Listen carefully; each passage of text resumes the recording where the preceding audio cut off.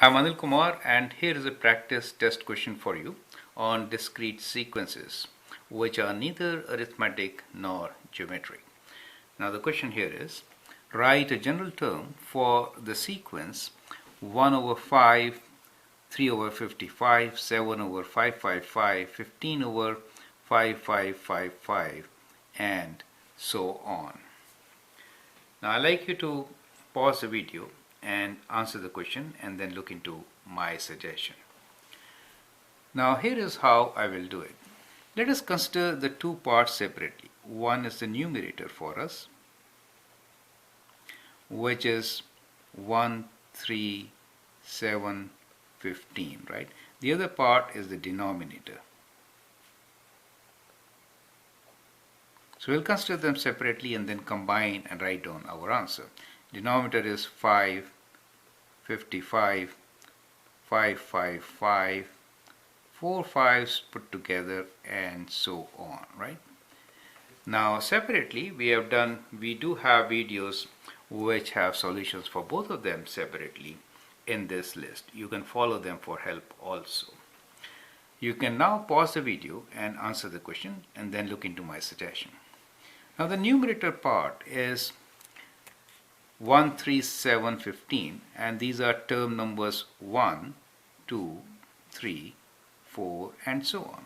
Similarly, these are term numbers 1, 2, 3, 4, and so on. Now if you relate the numbers with the term number, you can find a relation.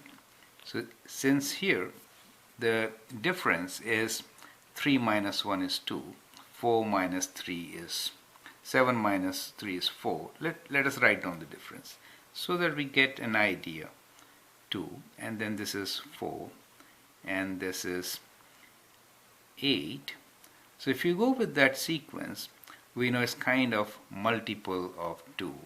So that is how the sequence is being developed. So you can write down kind of an exponential function in this case, which can help you to solve this question. If you think about it, like 2 squared, 2 to the power of, like if you consider the sequence 2 to the power of n, what do you get? If n is 1, in that case you get 2, but how will you get 1?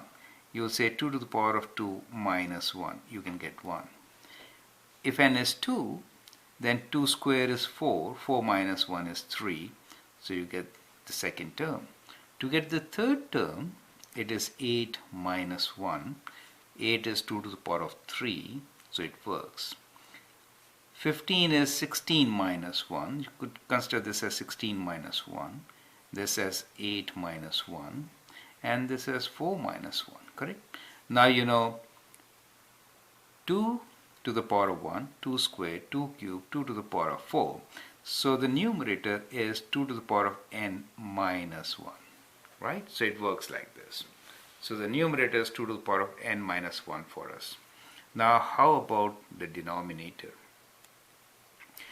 Now to get this sequence, what we learned was a similar sequence which was in nines. If you remember that, we have a video on this one, kind of like this.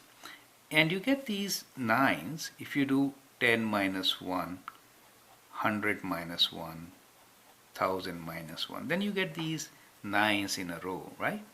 Now 10 minus 1 could be written as 10 to the power of 1 minus 1. 100 minus 1 is 10 to the power of 2 minus 1. 1000 will be 10 to the power of 3, right? Minus 1 gives you 999. But now the question is, how do you get 5s? To get 5s, what should we do?